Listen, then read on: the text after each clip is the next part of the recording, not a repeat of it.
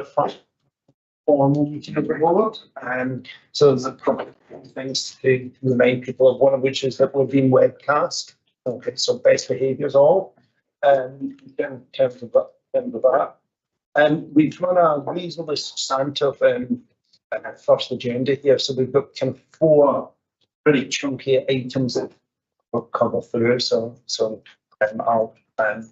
I'll try my best to keep us all and keep us moving through that. And in terms of apologies for absence, I don't. Very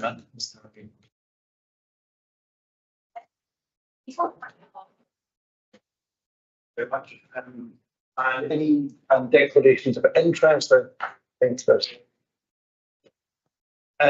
Given that it's our first board meeting, and some of you I've met before, some of you, some I remember if I don't remember your name because I forget it. It's probably worth us actually being around the table just introducing ourselves. So shall I arbitrarily pick one end, and now that you've start there and I walk this way around. No, it's okay, Matt. Hi, I'm Jamie Jordan. I'm interim head of economic growth strategy at Club. Hi, I'm Emma Bramhall. I'm an investor at Mercia Ventures. Hey everyone, James Silverwood, East Midlands Regional Manager at Finbay UK. Good morning all, I'm Steve Watson. I'm the Product Director for MicroEyes. Good morning everybody, Chris Corcoran, Region Director for Make UK. We're the National Employers Association for Manufacturing. Good morning, Paula Bedborough, Director of Sense Locker. Morning all, Dave Proverbs. I'm Associate Pro Vice Chancellor at De Montfort University, taking advantage. I think this might be the last meeting that the Leicestershire University have been initially invited to engage in. Right, so Yeah, we're happy to hear with Morning everyone, I'm Bridget Bradley, Senior Consultant in Research. Hi everyone, I'm Carl Dalglish, Managing Director of Credit Research. Morning everyone, I'm Jessie Boston and I'm Interim Director of Economic Growth and Innovation. So I'm Tom Rudden, I'm chair today, but day job is as PVC for research at the university. Hi everyone, Tom Gossort, Head of Investment Strategy and Programmes at the East Midlands Combined Authority. Richard Eames, I'm PVC for Research and International at Nottingham Trent University. Warren Manning, Product Innovation Research, University of Derby. Corporate Development Director of the group. Fred Wells, Rolls-Royce, I'm Chief of UK Partnerships. Lewis Stringer, Senior Manager, UK Network Team, East and South East Midlands for the British Business Bank. And that title seems to get bigger. Thanks. MCCA Governance at MCCA. PC Harrison, Governance. Thanks. I'm sitting in the back. I'm not formally on the board, but I've been invited. I'm Richard Thomas, PVC for Research and Enterprise at the University of Leicester. I Rich Pickford from Nottingham Trent University, heading Nottingham. Thanks very much, everyone. I don't have any technical introductions or additional just business at this point. I think we covered a few things in terms of any other business, but I think shall we get on and get started with the agencies. So the first item is the advancing inclusive innovation in the region. So thankfully Paula's name's on the slide. So I now know that I'm going to turn to Paula. Thanks very much. I'm delighted to have been asked to put this presentation together to talk about inclusive innovation.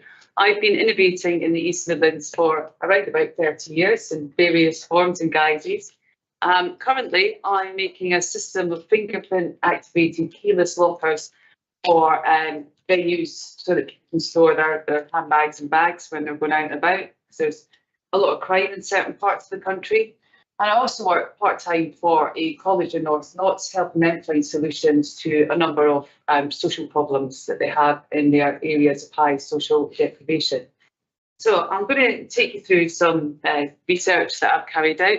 Jamie, I think you're doing the slides, aren't you? Just shouts people. Brilliant. Thank you. So I think, first of all, if we can do the next slide, please, Jamie, of what innovation is. Now, we quite often think that innovation is about making high-tech things, but it's about anything new that adds value, essentially. and it can be across a wide range of areas. Next slide, please. This innovation is really ensuring that people across all areas can access innovation. I think that what we need to look at is how we can connect people, how can we can connect people to relevant information, and how we can connect people to funding. So that's the three main areas that I think we need to look at. It's how we connect people to relevant information, and people to funding. So that's the basis of my ideas today. Can we just go to the next slide, please, Jamie? And you'll have these slides in your pack, so you can look at them later on. There can be lots of different barriers to people wanting to innovate. I generally find, in certainly the area I'm in, that it's money, time, and people are the challenges that I face. But it will depend on what you're innovating in. Inclusive innovation matters because without it, sorry, thanks, Jamie. Yeah, we can deepen inequalities, and that's certainly what I see in the North area. You might have had a chance to have a look at the Inclusive Growth Commission's report. I don't know if you have had a chance to that. They've released an interim report recently, and it certainly talks about the destruction of social fabric over the past 30 years across this region and what can be done to, and they look at ways, or they're going to be looking at ways that we can support social cohesion and enhance opportunities for people across the region. Next slide, please. So what we're all here today is to try and help the East Midlands become more inclusive, improving the lives of people that live here, that do business here.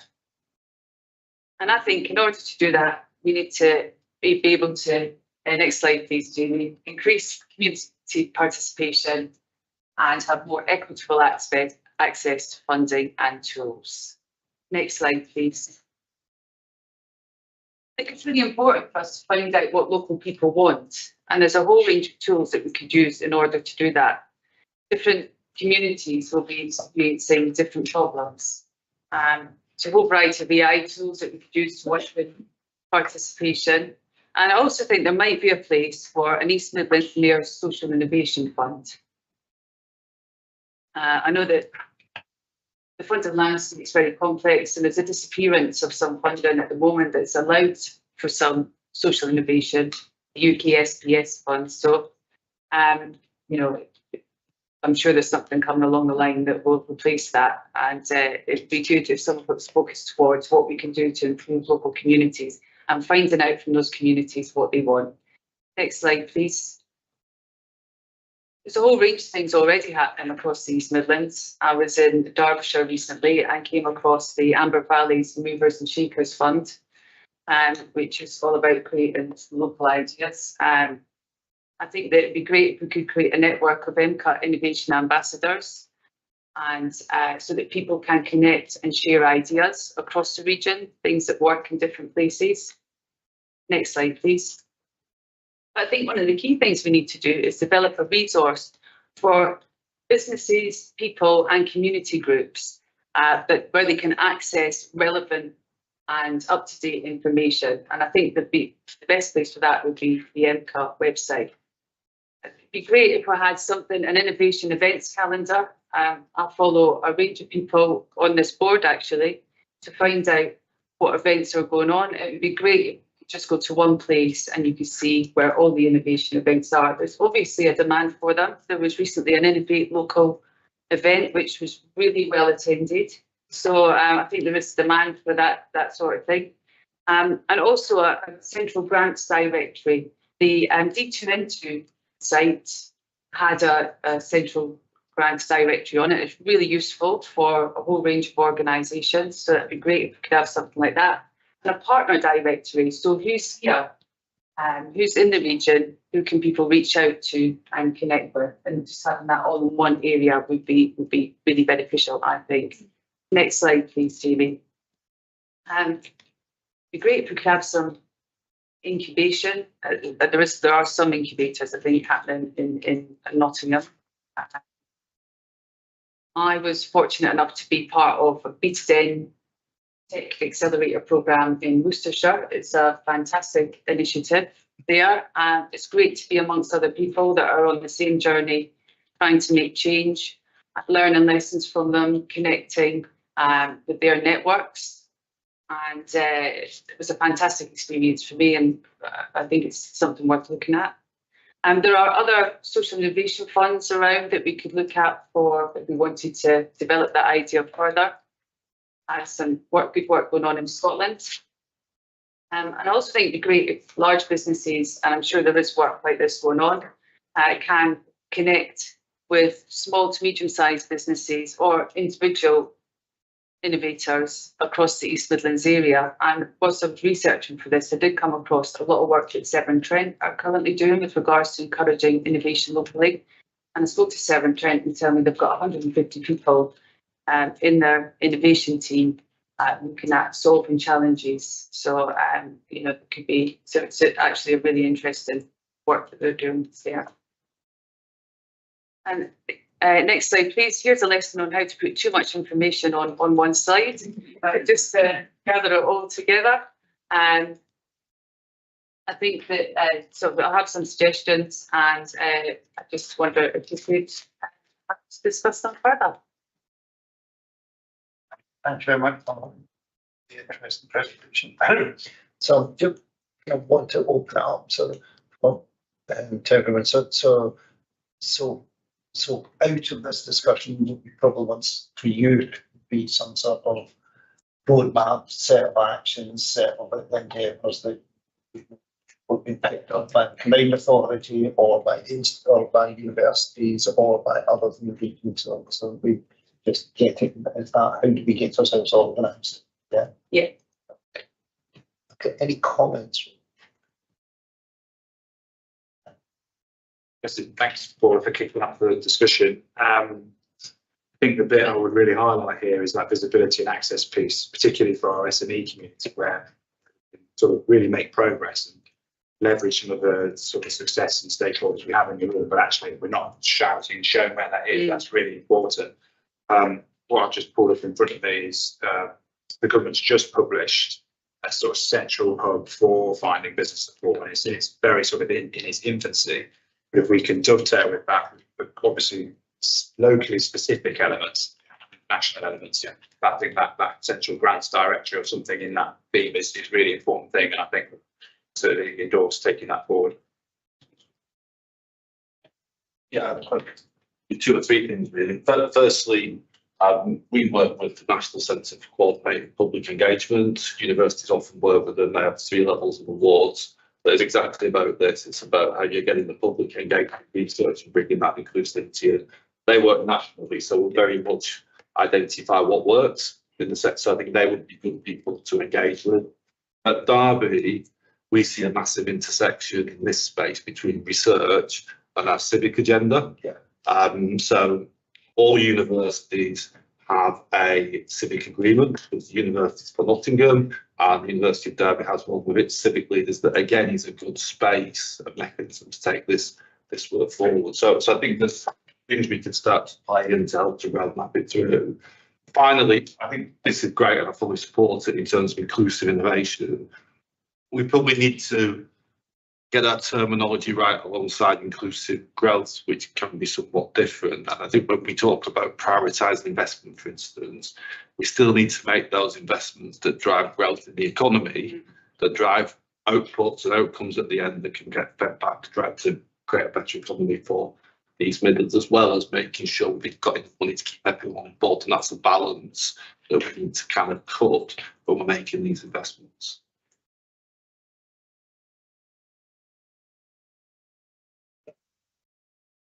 So just to echo again, thanks Paul for kind of kicking this conversation. Very much agreed with what Warren and Chris put out there. I think if we're picturing the other things that we should dovetail with, it would be remiss of me not to mention 3 parts of UKRI that we have. So we've got the Innovation Hub, the UKRI Funding Finder, and of course our own Innovate UK Business Connect service, which occupies a very similar space. But as you identified, Paul, it's about making sure that's accessible and inclusive and frankly known about in those communities that need it most. That's the most important thing. So I'd welcome that. I'd really be keen to see that dovetail with the work that my colleagues are doing here and across the UK.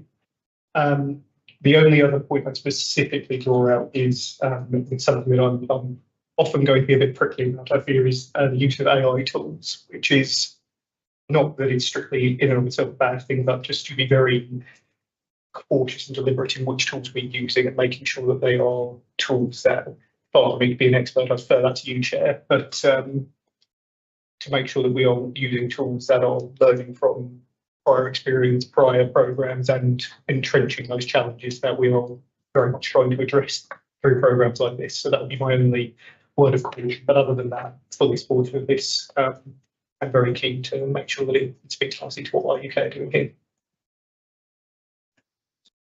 I think it's something about the reiterate what everyone said. I think it's a really good place to start. The inclusivity question is are we trying to reach the business community and be inclusive of all of those irrespective of size and staff and their own access to funding, or the inclusivity of the people of the region who have a say on what is, as one said about that civic, what are the questions we should be answering. There are schemes through the various universities, but the co-laboratory is the one that comes through, which has started at Universities for Nottingham, between NTU and University of Nottingham, which is exactly that, a set of community engagement, identifying questions, bringing those forward into either pre or PhD type programs so they get answered and the solutions get brought back to the right people. That's funded by Research England, just been extended to Leicester, Loughborough, Leicestershire partnership as well. So we have two regions coming in, just the University of Derby. But it's purposefully going to where the people are, because often that's what we found through that work called Rebecca Smith, who only started it at NTU. The very people you're not including are people who aren't digitally enabled, people who won't have those AI tools, won't have access to them, don't want to engage via that way, but the community groups really know this is the solution we want. So I think it's about getting in that grassroots and using what we have as well. Yeah, certainly. I think in our region in North North, around about 10% of people are digitally excluded. Yeah. So I'm struck by the inclusivity phrases that have been used in terms of growth and innovation. I think the paper's great, Laura, well done. I don't think we're getting to the bottom line of what that actually means in reality and why those individuals and those communities, as somebody else in North Nottinghamshire, for 20 years experience of those. Because unless we get to the bottom of that, that's great, but it doesn't necessarily identify the barriers and automatically address them either. I guess the other thing for me is I hate new things. The reason I hate new things is because people want to reinvent things that possibly already exist. And these new things always take time to build up. So I think somebody mentioned the M2 growth hub. That still exists or will be M2 growth hub. And let's not reinvent a second or third thing. Let's get one thing right as a single point of contact, rather than reinvent something, which will actually create barriers rather than solve them. I mean, just trying to try something else. I mean, I'm struck here by the diversity of initiatives that people have just mentioned. So I think there's something here about trying to capture what different parts of that inclusive innovation footprint, different initiatives coming, because no one's coming up on all. Lots of them are coming past. And I think there's something about trying to understand what those elements are. I think the where the civic agenda starts and stops and where innovation begins to actual role, I think it's worth being shaping up a statement on in terms of, I think that gets to engagement with community inclusivity and others. I do wonder whether it's worth us actually articulating some of that by example. So thinking about some case studies within the region of examples of inclusivity and what it shows and how it demonstrates it, because I think it's a concept that that's abstract and we in this room can get our heads around. Once it leaves this room, I think some examples, some case studies might well help us articulate that generally for people to, so that the people of the region can see themselves in this and what those kind of benefits are to do that. So I think there's, so I think it does feel that, you know, I'm probably going to suggest that the combined authority have quite a useful convening role here to actually put some of this together and pull people together to kind of help. That would be my summary of what the kind of sense of the discussion already on time. That sounds great. So in terms of moving that on, I think it's probably worth us kind of thinking about what kind of actions and what sorts of things to kind of recommend generally that we do for further exploration. And I think the thing on here this reason, what I suspect I think part of this is helping us build asks, ideas and proposals for things which are yet to materialise in terms of opportunities. So I think that's probably where we're at. We're anticipating that local investment from central government into local funding will come in different ways. It feels like we want to help in this area to make an application, make that inclusive innovation offering whenever something arrives that we think is in that space. Right. Thank you very much. Should we move on now to kind of look at the next item? Next item on the agenda. So here we're kind of looking at the kind of particular innovation strengths that we actually have in the region. So I'm going to kind of turn to Cara to present the work that they've done in their study and report. I wasn't necessarily going to present just because everybody's seen the slides. So I was going to give you some reference. Okay. Yeah, that's fine. So my name's Carl Dalglish. I've worked in and around the region, around the UK sectors and innovation for about 30 plus years. Worked for UK government, European Commission, helped draft the innovation section of the strategic economic plan put into and the European strategic investment framework. So we've got experience of drafting innovation programs. We've done evaluations of big fair. We've done evaluations basically things like that, and done business cases for things like innovation zones, and written sector strategies for new combined authorities, which have helped them articulate what they perceive to be the relative distinctive strengths that they've got as a legal investment proposition. We got a phone call back in March saying we've got loads of stuff on innovation, lots of reports. We're doing an awful lot of work. We need someone to come in and just sense check all the data we've pulled together on these Power BI websites. All these reports we've had, lots of sector meetings that we've had in technology roadmaps into a sort of definitive baseline. So our brief really was to amass, identify this evidence, and articulate the region's innovation strengths. And there were sort of clear priorities coming out. And our role, I guess, was to summarise current thinking from people around the table. There's lots of people think about the different themes and subsectors, as well as some of the relevant technologies and market trends affecting these areas. And when we started, there was an awful lot of activity going on. And we said, don't speak to anybody yet because there's lots going on. Don't be consulted. So we did our desk research first, and now we just started speaking to them. So we've had some really good discussions with secretary around the table.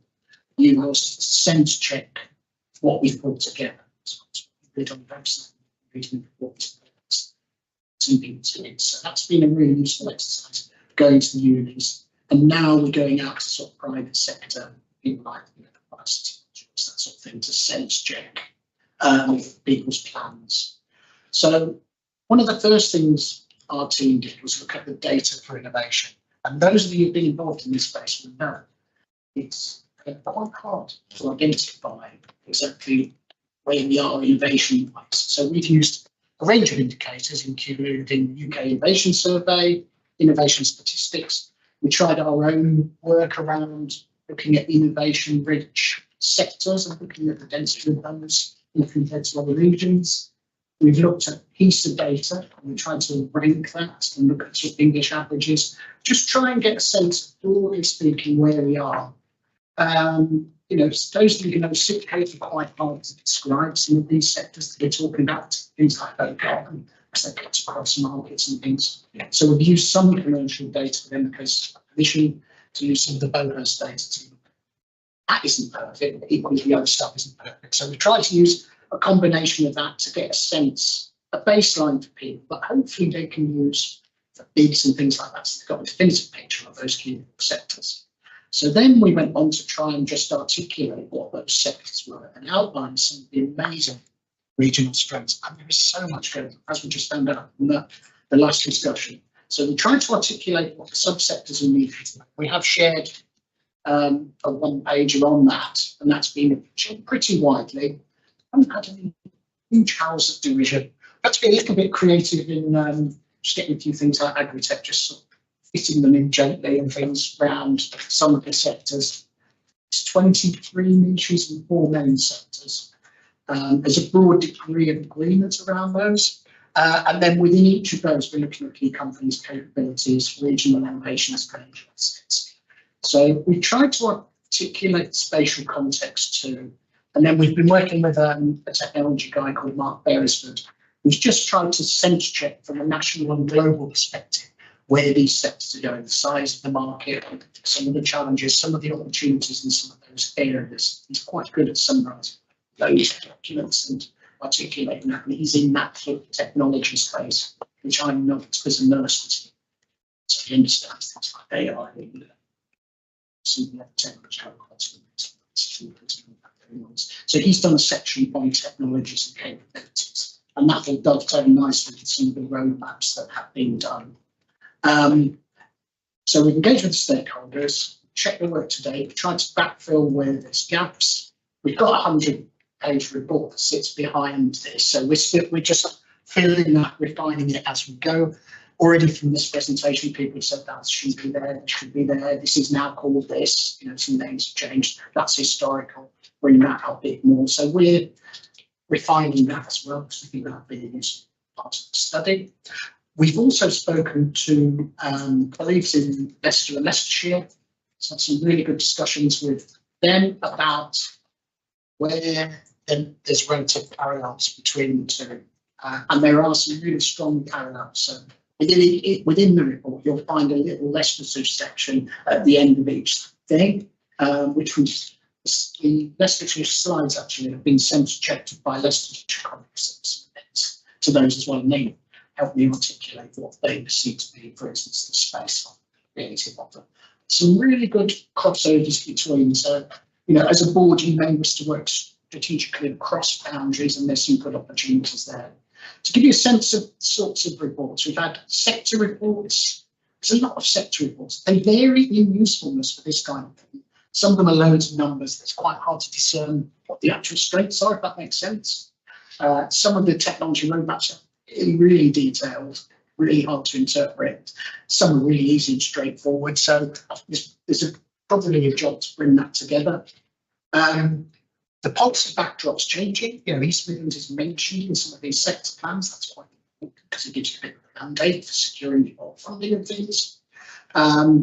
Spatial context is becoming more clearly articulated within the combined authority. So there is a map in that report about how we describe that to other people, and it's quite a compelling narrative. I don't know if any of you went to UK Reef and saw the actual model of the thing that lights up. So there is a kind of inward investment model of who we are and what we've got, and there's a clear spatial narrative with subsets. So that's quite good. We've got that backdrop. We've done an assets map, work to do on that one.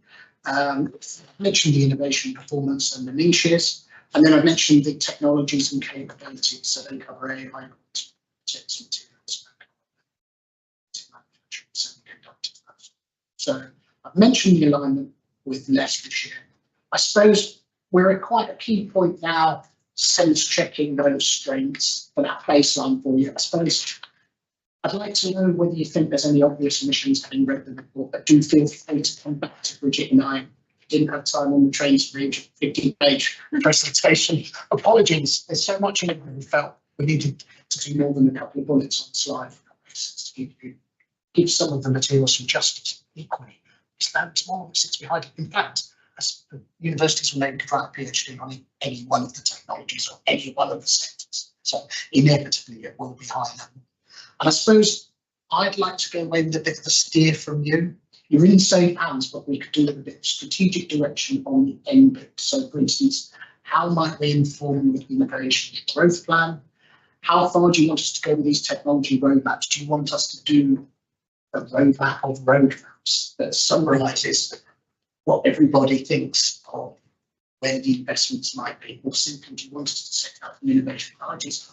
Or do you not want us to do that? Do you just want to take baseline evidence, make those decisions yourselves? My instinct tells me you may as well use us and get us to get as much as you can out of us to synthesize and make suggestions, whether you agree with them or not. It probably makes sense now that we've absorbed all of this intelligence. So first thing, any obvious gaps, omissions that you notice, again, feel free to share people contact me. Second thing, how do you like us to finish this piece off? So I'll tell you where we are now. So backfilling the narrative, the local narrative, we've done the bits outside it, and we're doing those discussions on a sector thing. Then we need to make some conclusions. So question. Okay, another discussion. So I think there's those two questions. One, it's about emissions and accuracies and issues within what's already there. A steer towards kind of completion, probably worth drawing people's attention also to the question that's actually in the paper as well. So what's the most useful product or authority to produce and to help achieve the objectives of increasing innovation in the region? So I think as a board and as individuals in the board, really welcome your wisdom here as to what's going to change the dial, what's going to move things in the region, and so obviously what we want to avoid is adding to the very large pile of reports that have already been read and assembled into this additional report, and get something that's a bit more useful and actionable and driving for us, I think. So I'd be really interested in what's going to make a difference in terms of keeping that open. I think obviously the focus on what we're good at, what assets in the region is really important. Forgive me if I've missed this next point, is how do we, what are the actions in particularly Manchester and Birmingham? We've had a much more mature combined authority and very successful on drawing down innovation funding. What are the actions they've taken that we may consider learning from, etc., etc.? I think that'd be really, really useful. At the moment, our comparisons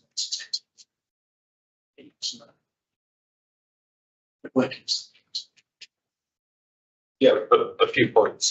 One, a great report, and it's really started to capture what we do in the region in terms of innovation. I think it probably follows on from what Chris says. Identifying what's truly niche for our region would be powerful. I think secondly, for me, innovation is about responding to an industry demand that, particularly in the UK, is difficult to solve, but can only be solved here. Okay, so I think your next step in terms of talking to business is establishing what's the demand signal that sits behind this. Otherwise, we're kind of field of dreams, build it and they will come down, which is great in research. So when we get to innovation, it should be about solving those real world problems. And then this is a bit parochial, but not to Derby, but to Derby University, to Derby as a whole. I think we tiptoe around the nuclear and defence side. One here, it's got nuclear fusion. Actually, UKAA would say we're not nuclear, we're fusion. But I think there is a real opportunity there for the next generation of energy, not SMR, but the next generation that comes through, and others that is probably more transparent than it has been before. That I do think is niche and about this region and has a human signal sitting around it too. Thank you. I agree with Christian Warren there. I've not read the full report, so massive apologies. I just read the summary. Those 4 industrial areas are far too broad. And I don't think properly reflect the unique selling point, if that's the right phrase, for the region.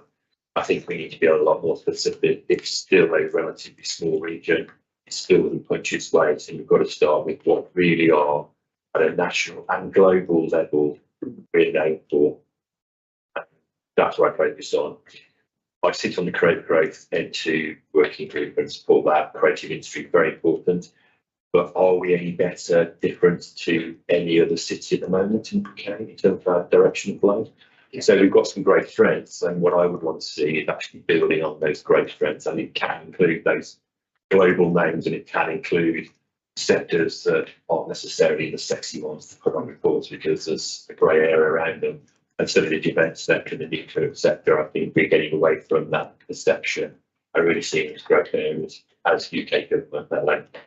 So I think we should be more specific. Yeah. I think as well. So that's also just from a Leicestershire perspective, you know, I think it resonates a lot in terms of what you've captured. I think from sort of Leicester strengths and the persons there, and also just looking at the observations you've made about future opportunities around how Leicestershire can support the work and really well. Because Leicester's got a great example of that opportunity becoming a real strength in terms of space park. Whereas I go back 10, 20 years where Leicester was basically thinking it was not. It's getting there, but it's actually building on the opportunity rather than things. Just in terms of planning, I think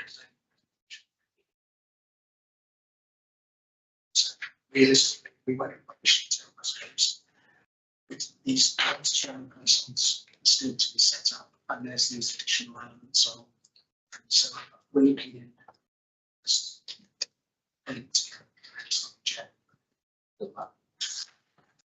Right. So shall we move on? As you're saying, the kind of a theme laying up as to how each of these different elements actually inform each other and all that together as well. But moving on, item looking at the local growth plan and the board's engagement in that plan. So is the meeting last through this one? So hello everyone, and it's been really interesting actually to listen to the flow of the conversation, because I think it segues really well into this discussion around our local growth plan, and we're really delighted to table this discussion today because our growth plan will be better and stronger informed by your expertise. So what I'm kind of here to pitch is something the draft plan we developed. But what I really want to say is it is very much in draft format at present, for a reason that we see stakeholder engagement across the region, and using tools such as these as an absolute pivotal way to get the right plan in place to make it share Tom's noting of many plans and strategies that sit on desks and tables. I had quite a long career in government involved in some of those, and I'm really keen that we make sure that this is a practical and meaningful plan that will also enable partners to hold the combined authority and its relevant partners to account for the actions that will actually make a difference to our communities. So I'm very ably assisted by Jamie Jordan in my team today, who's not just my slide maestro, but also my brains behind taking forward the growth plan work. Then I think we all know Tom Goshawk, who has been really leading our work on innovation, and Tom taking forward your comments and your feedback as we develop the growth plan, specifically on the innovation section. So I'm just going to say a few things about what is behind the production of growth plans and why we're doing them, and what some of the parameters are. I'm going to take it as read that people have had some time to digest the background materials, but if they haven't, I'm perfectly happy to dig in and provide more background, but I want to make sure that we spend time capturing your feedback.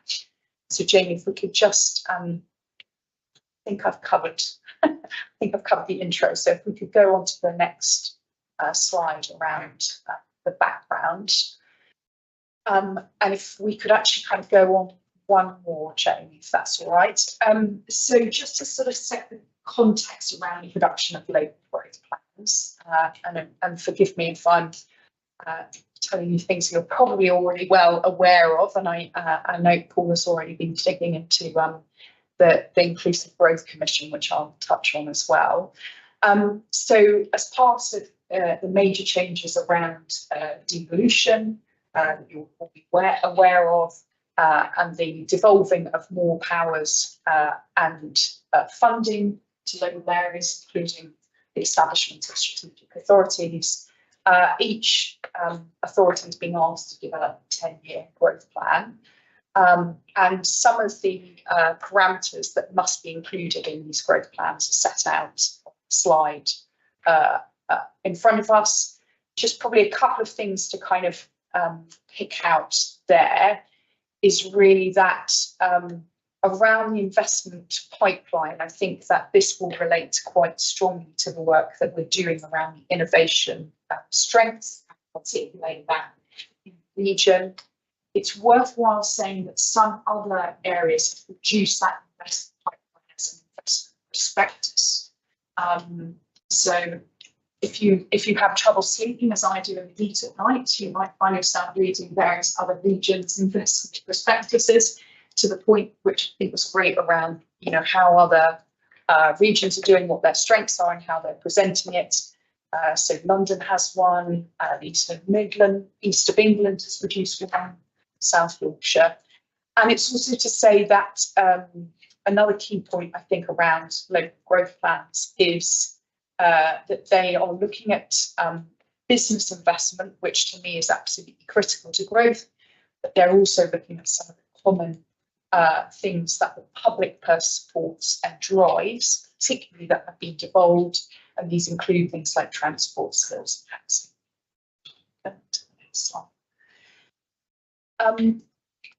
It's a bit of a maze, this slide. I think of it slightly like an eye test for me, which I'm failing, but the kind of probably key things that you need to know, the things that you need to know in this timeline, is that we're in a crucial period in the summer of stakeholder engagement and consultation, and that's why we are here. Probably two things I just want to say that are kind of happening around other plans or strategies that are informing our work is that many of you will be aware there's an Inclusive Growth Commission that has been run independently of EMCCA, but obviously with our involvement and support. That is being led out of the RSA with the chair, Andy Haldane, overseeing that work. And that's the independent report that will then be published and submitted to us. And we will use that information to help develop our plans. So that's one of the key kind of areas of external information that will help develop and shape our plans. And I see the local growth plans being taking that information and the consultation we're doing over the summer and our response to that. So the local growth plan is then what EMCCA owns and drives in terms of our accountable actions. We are working for the final version of it's another thing that might keep us awake at night. The final version of the local growth plan to be presented to the EMCCA board meeting in October. I think that's the middle of October. Yeah. So when we come on to questions at the end and the discussion, Chair, we're also interested in your views and the board's views about how you'd like to get updated as we go on. Right. If we could move on.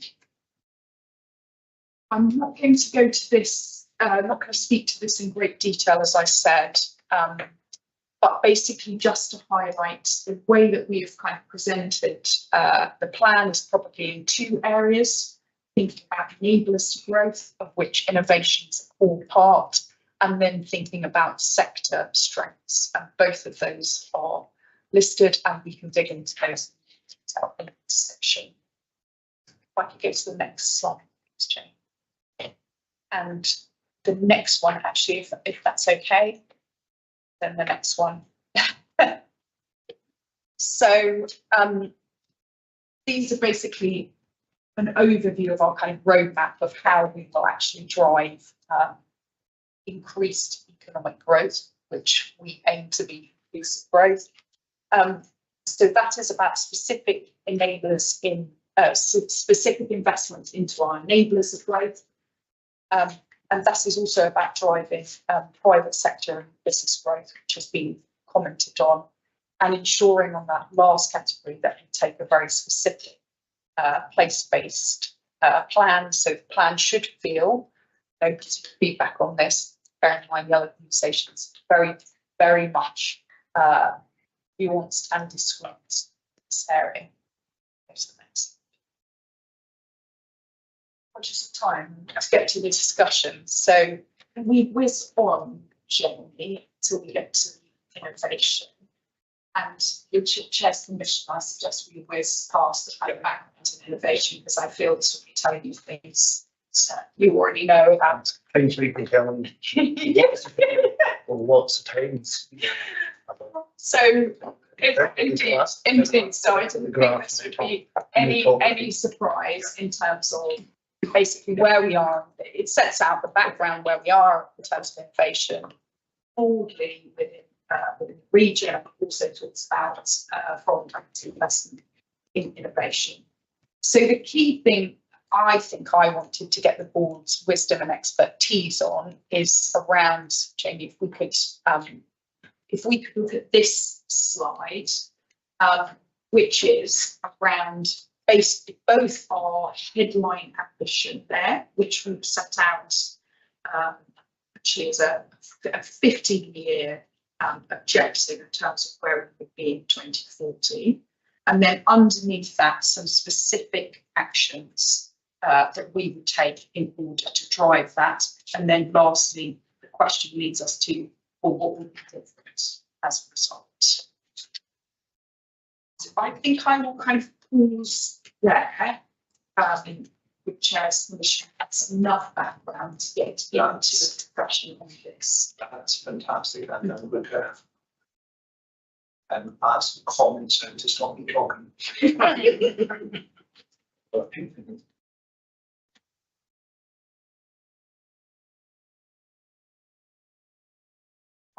First of all, thanks to, sorry, I mean, all the work that the UK does on in this slide is being solid before, difficult in this, yeah, the place-based approach with the sector, so you know, it's really well. And I think what I'm going to say is quite a minor thing, but a lot of this is focused on the input to kind of get businesses moving, growing, new businesses engaged, and it's about quite creative in a sense. There is an element about how you deliver growth through operating the existing businesses better as well, that perhaps we don't want to miss. And that could be around workplace productivity that we might want to drive up in this agenda too. I think that's probably the only thing for me that's missing at the moment. And that's for big businesses and small businesses. That's for the small businesses that sometimes as they scale really start to struggle with the challenge of how to drive productivity and what you're already doing rather than creating new things. So, and I think you placed Miranda's point about one of the things that could connect our sectors across, and that workplace productivity is something that definitely looks at life sciences, advanced manufacturing, energy, etc. That's a really useful point. Thank you. And just to say on that, we are doing alongside this, we are doing a review of the business support programs that EMCCA provide. And I think we could, within that, really focus on how we are supporting businesses around productivity and improving productivity.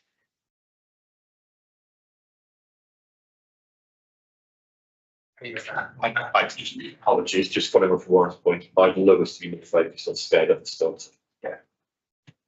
Because we should only do the startup support if that startup has the ability to be at scale. That's obvious, isn't it, I guess?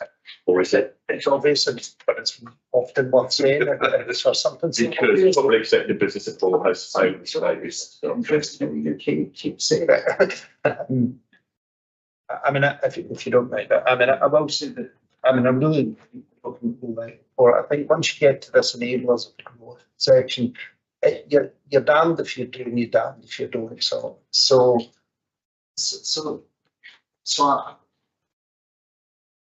other than the word East Midlands in this slide, in this presentation, what makes us the East Midlands? It's I think the challenge for me in terms of this. So some of these are things you would do in any region. Yeah.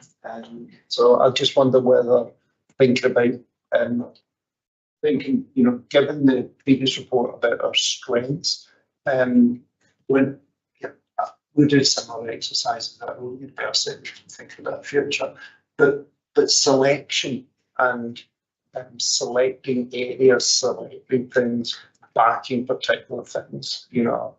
I mean, I'll use our heritage. We're in a city that was famed for lace.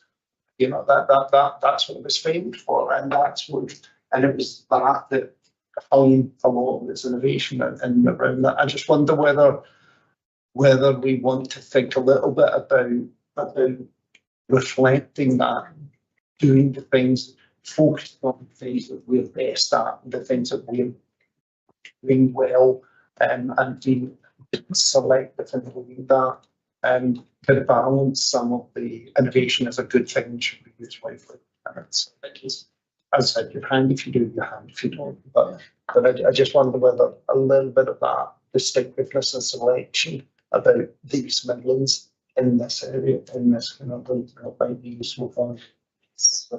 And I think we can make a closer link to the strengths. Yeah. Well, yeah.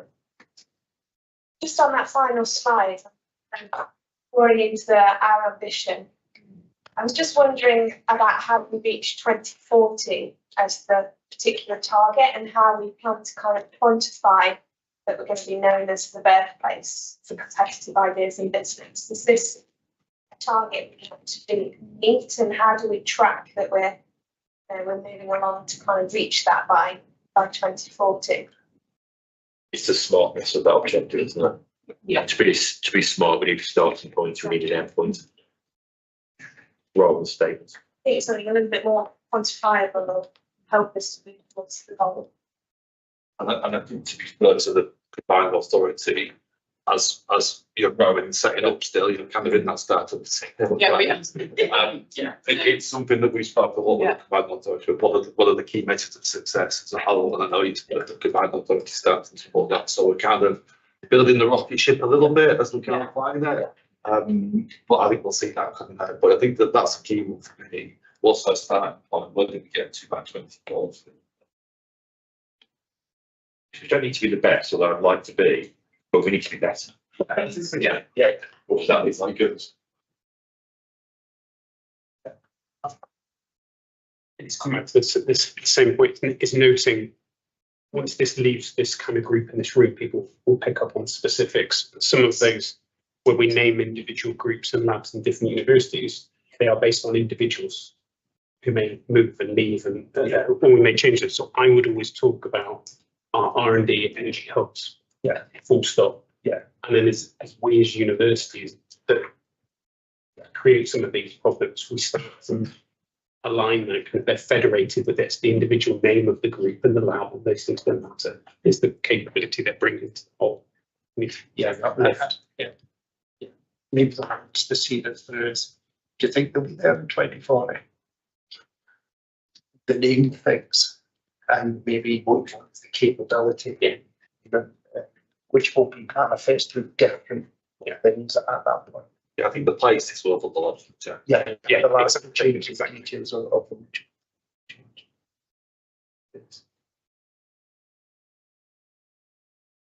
What's some of the hands? Yes, Where it gets to by 2040. Yeah.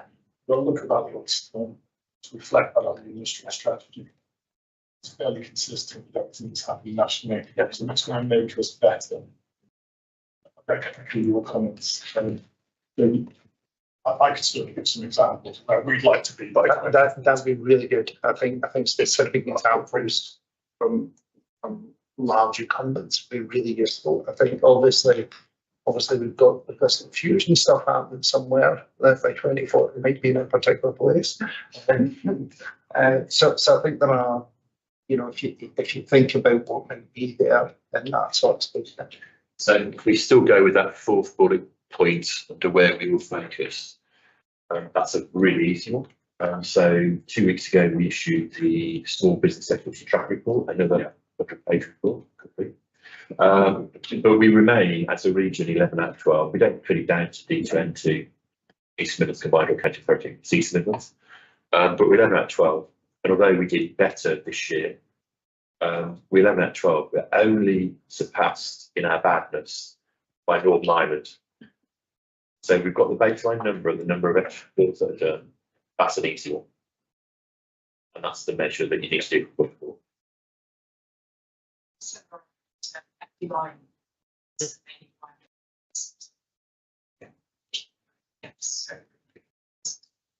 Does everyone be 10 shots? That would be great, because there is a big leap. There is a big leap to 10. 11 to 12 are down there. Then 9, 8, 7, 1. Then London is wherever. So kind of do a final comment, which is probably linking us back also to one of the things I often talk about when I talk about innovation research is that and often people talk about growth and they talk about economic outcomes, but it just so I do wonder whether something about making the lives of the people in the region better through innovation would be a useful thing to also kind of have in this town somewhere. So it might be, you know, some of the innovations in the health sector would deliver real benefits to the region. Some of the, and many of the things are many of the problems of the region will be solved through the application of the innovative solutions. So I think just often growth gets seen in a particular lens, but there's also that part of the civic remit that we have in that I'm in the university, but also the combined authority has in terms of that makes maybe positivity and making things better as well. Yeah, other comments, do you think that's fair? I do, that's really helpful, but we are happy to take further comments. We super welcome. So can I raise the next kind of question then, which is ongoing engagement with this, ongoing refining with how do we help? How do we help in the modified relation of the plan, actually in the execution of the plans? What's your type of thoughts that you would have from us out of this? And certainly for each of the areas, you'd be comfortable asking this board, so what's the role of innovation in each of these actions or initiatives, and what would we say? So there are ways we could iterate through this for you as well. If you have any particular thoughts now, but I think just point out that the board's here to provide that kind of continual advice and help for you as well.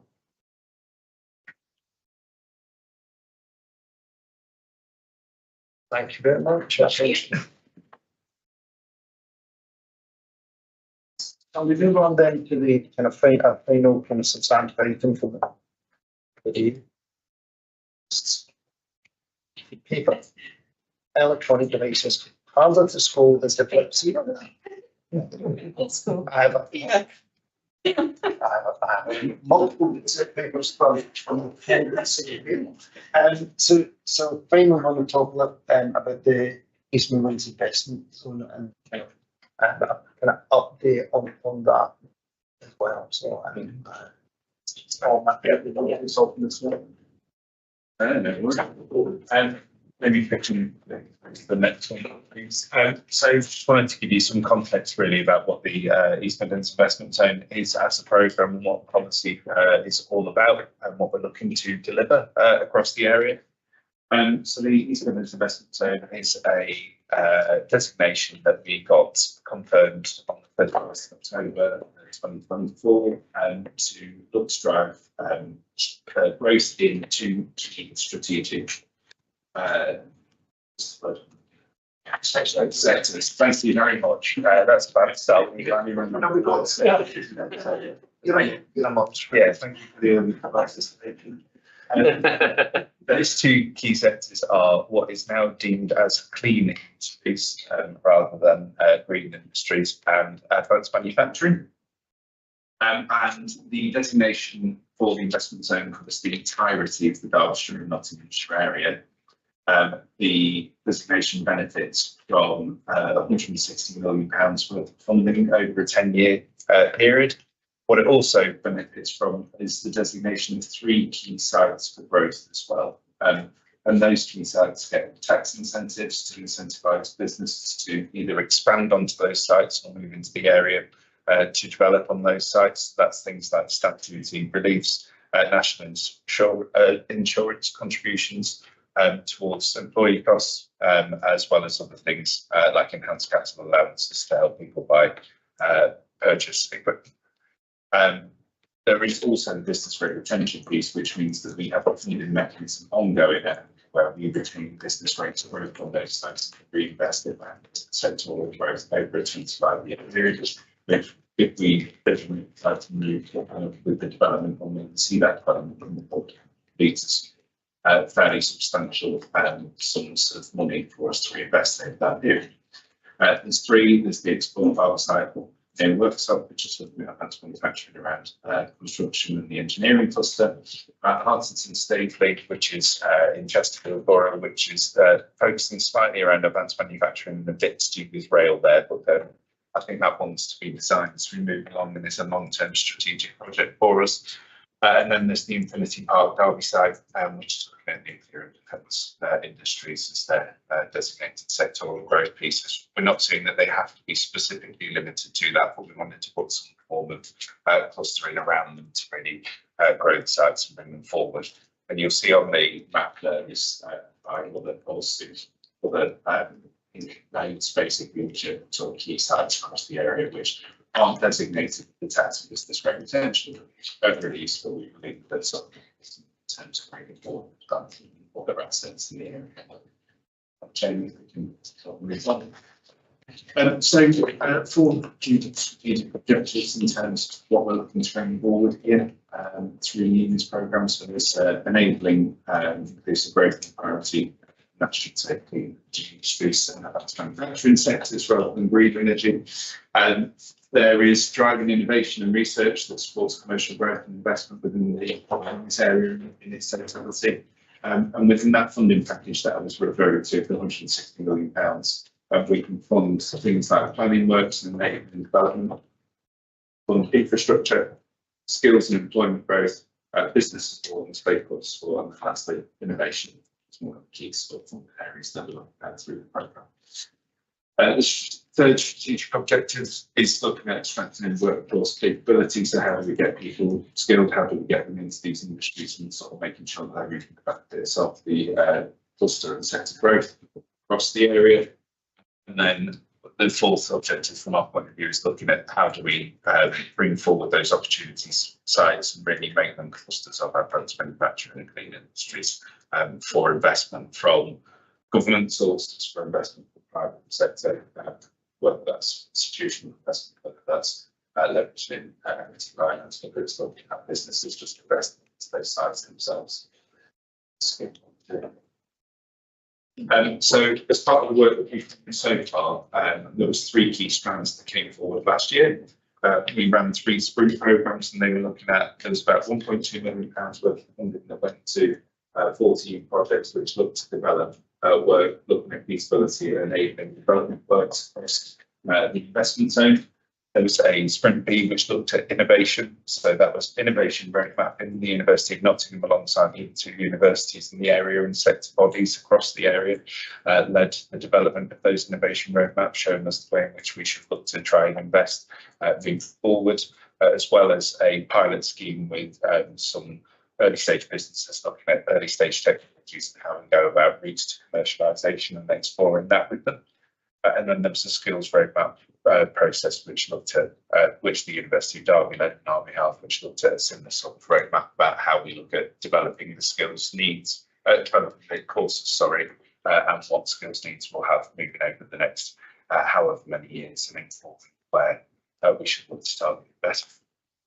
Out of the innovation roadmap, and it led to 4 key recommendations for us really. So priority 1, I'll let you read them, but facilities for innovation, demonstrate programs, demonstration programs, skills products to make sure that we can actually look to drive research and development innovation growth. And the 4th priority being about how we work with supply chain industry to adopt technologies actually keep things being let's do research, let's make these products into commercialisation. So how would that transition from taking products from here into the market? That's what seems fairly obvious in terms of wanting to achieve that, but it was one of the things that came forward. David Cooper, please. So with that innovation roadmap in mind, with the skills roadmap in mind, we've looked to commission a strategy and investment plan for EMIS, and that will inform the where we should look to strategically invest across the area and how we should look to go about doing that. It's led to 8 strategic recommendations, which I would prefer less, but I think they've all got merit to them in terms of moving forward. So we're looking at things like flexible funding to do the planning and sector development and how we go about investing that, implementing the roadmaps that we've taken forward. There's a piece around how we actually 2 and 3 look both at how we've grown the area and how we take it forward as a place to show that East Midlands Investment Zone area is the key place to come in terms of that manufacturing green industries. And I think very important actually from what we were talking about in the earlier discussion, probably those niches again are part of that in terms of saying this is absolutely the area if you need to operate this sector, you need to be we sort of words that build the assets around it. It's about then we've got how we plan our skills interventions and business support mechanisms to provide tailored support for sector businesses, and how we actually, again, coming back to an earlier comment, not looking at generic business support, but actually let's tailor it specifically in these sectors. We can be flexible, we can build programs that are specific to them and will genuinely help them to develop rather than just any business as such. There's one around supporting collaborative spaces for research, development and innovation. And then lastly, I think it's around how we look to develop the business cases for those targeted investment sites, so then we can generate that business rate retention, how we plan against long-term borrowing for the development of those sites. So as part of that business rate retention mechanism, we can utilise those rates to borrow against over 20-25 years and up from that infrastructure to be repaid by those rates if we want to go down that. This one, I'll refer to these, but it led to 4 key themes basically into what we want to invest in. So there's the enabling inclusive growth and removing barriers. So that's looking at the business sector, network development, and actually how we sell the area and the sites moving forward. Maximising skills and pathways to work, which I think is fairly self-explanatory. Theme 4 looks at anchoring the opportunity. So how do we make sure that those final delivery sites are really being promoted, and how do we bring forward projects to actually expand their growth?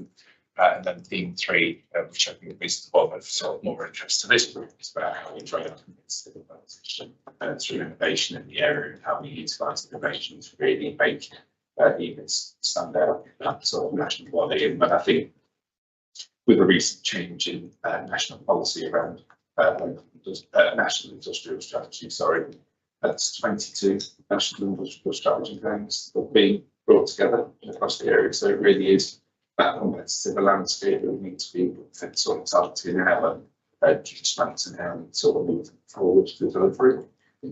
Move on, Jamie.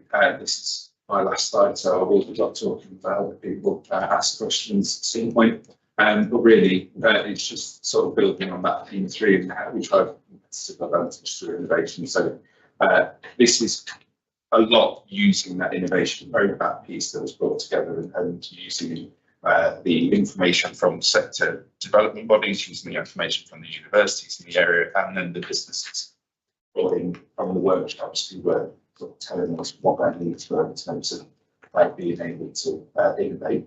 And so knowledge and skills capital, so how do we attract researchers, businesses and innovation into the area to really capitalise on cutting edge research in these key sectors.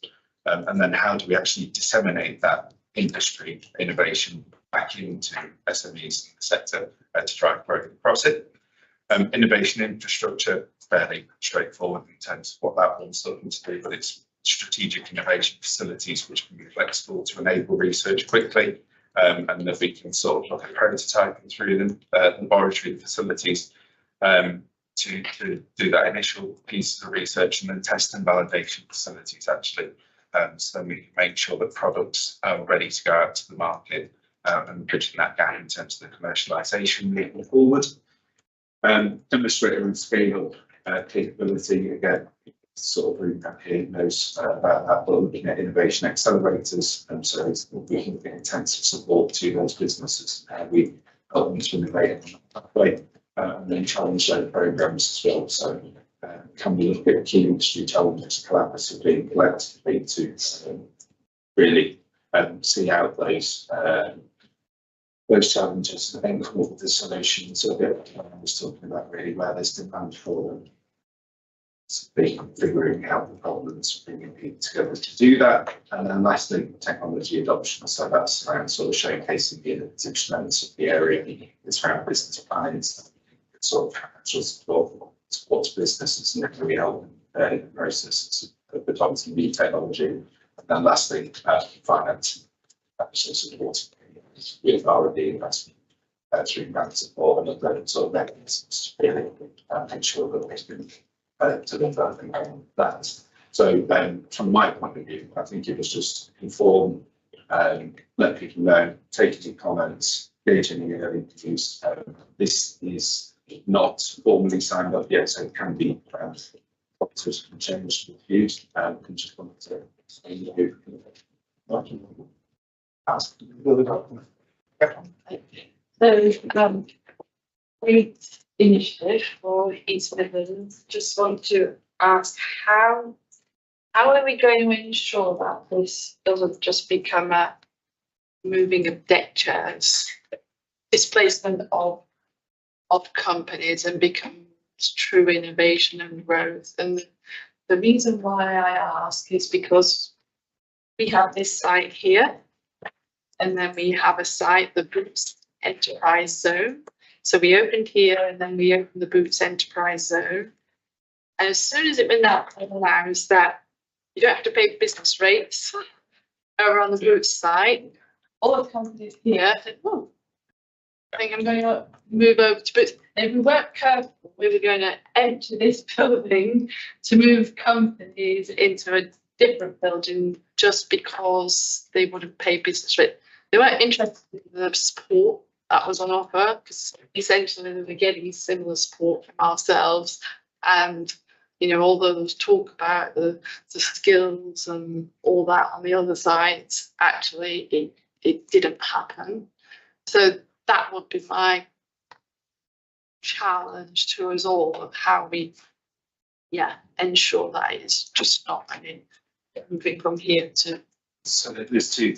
So there's a displacement clause in the tax side policy that we're looking to build at the moment, where they would want we to try and stop them from actually accessing those tax benefits. They are a blunt lever from the government, which is a problem with it, but we can at least try and do that in terms of stopping them from doing that. I think the other difference with this one is they will be larger scale facilities, and the capital build costs will outweigh the movement from one business with the tax incentives. It's actually in terms of the kind of, and I think the problem with that particular example of Vibe City and Medic City was that there was availability of some space they could move into without having to undertake that capital cost up front. I don't think in this instance it will be as much as that. So it's like lived experience.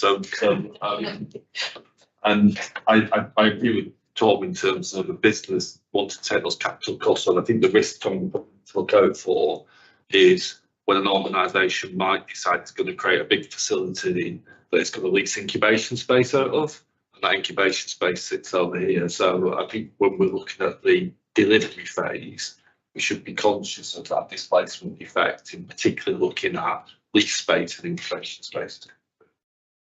And I completely take the point, but it's actually very difficult in the way in which the government set out tax policy. They basically say you designate a red line boundary around the site, and if you move on to it, you can access the tax benefits like that. We specifically asked them to try and change the legislation so that it would be an approval from our side of the statute. Then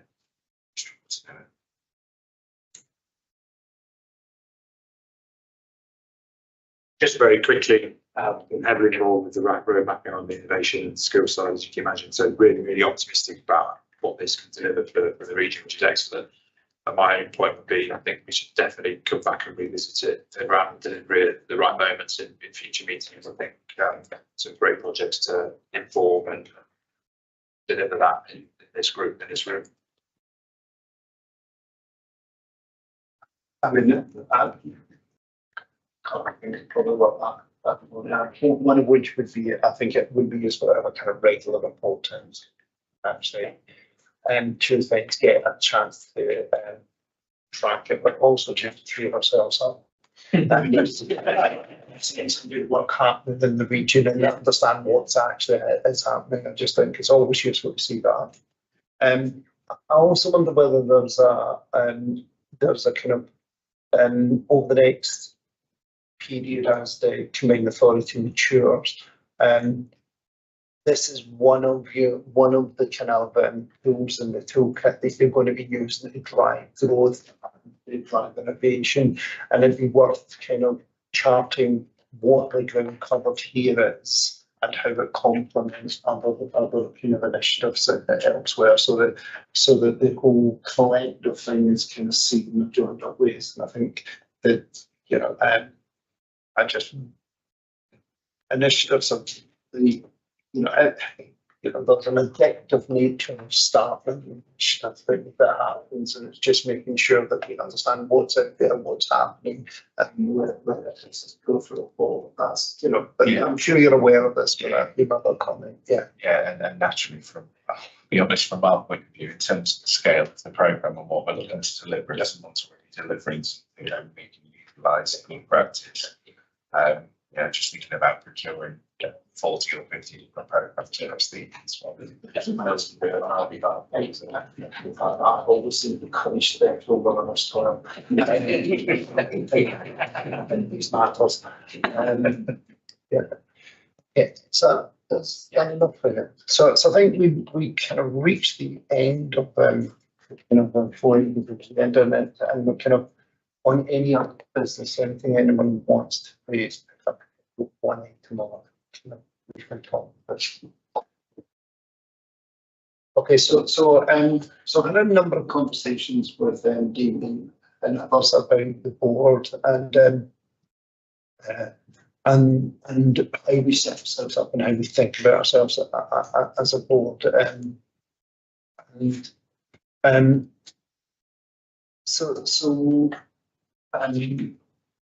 In terms of that, I think he's we're shaping up that Claire will write a proper commissioning letter saying what it is that she expects from the board and what the role of the board is.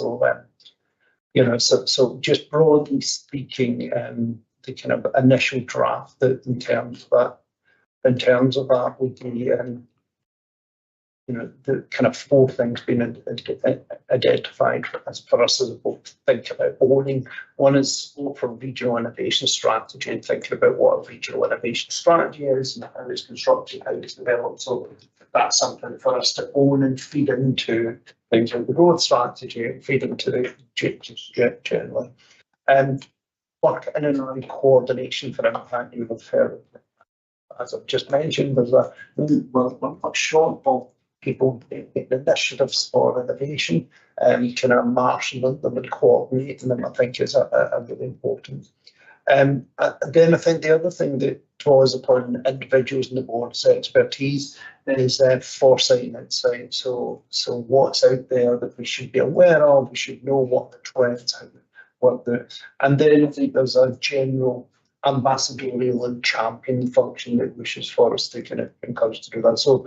So over the next kind of few weeks, with that will emerge as a more formal kind of a commissioning letter for us, which will give us a kind of clearer idea of that. And what I would suggest that we do in response to that letter is articulate kind of 18-month plan of items and things that we'll be doing as a board, so that we're kind of handshaking on what that is, so that we can actually structure agendas and to deliver against that kind of forward work, so that we're doing it. Just, I think it's important for everyone here to really see transparently how influential you are and how important your input is to the combined authority that it's taken.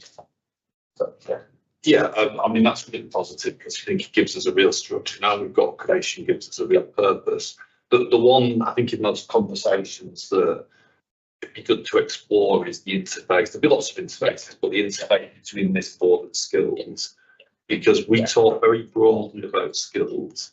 I think it's good for this board to kind of give a perspective on level 2, level 3, level 4, but it probably has a remit around PhD and research level skills.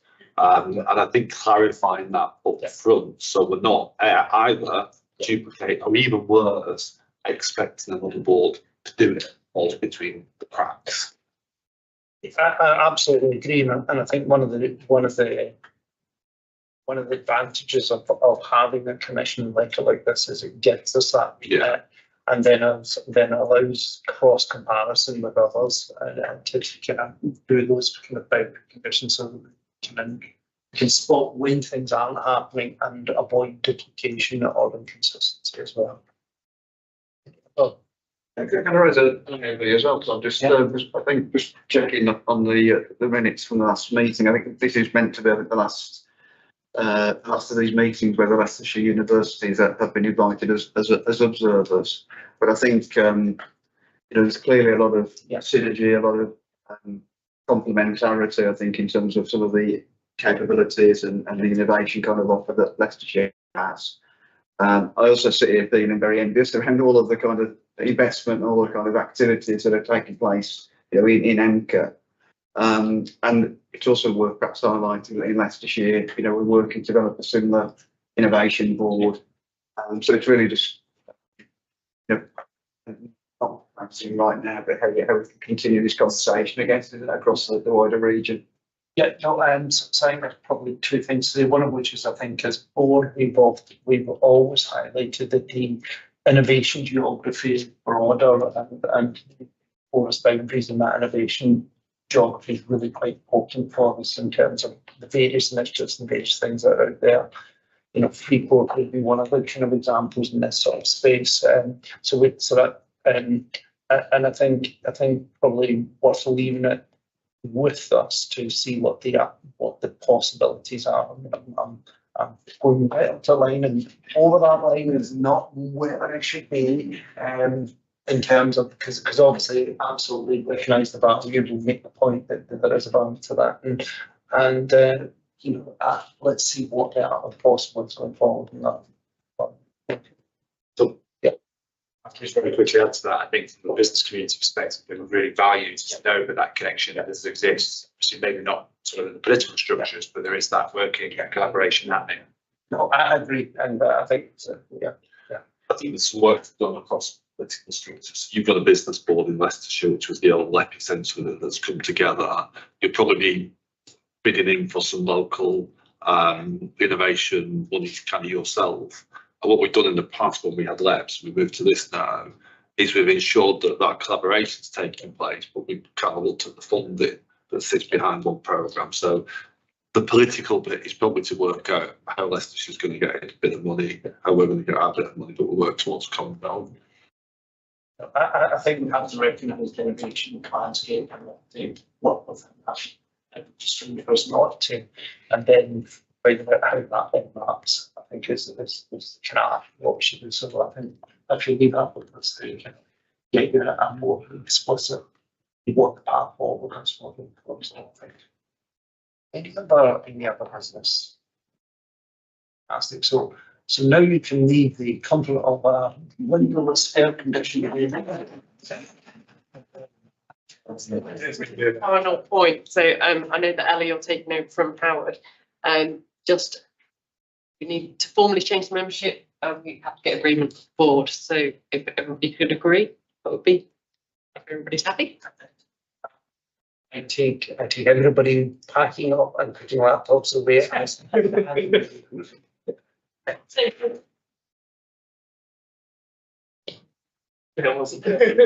stuff. Yeah, it's great.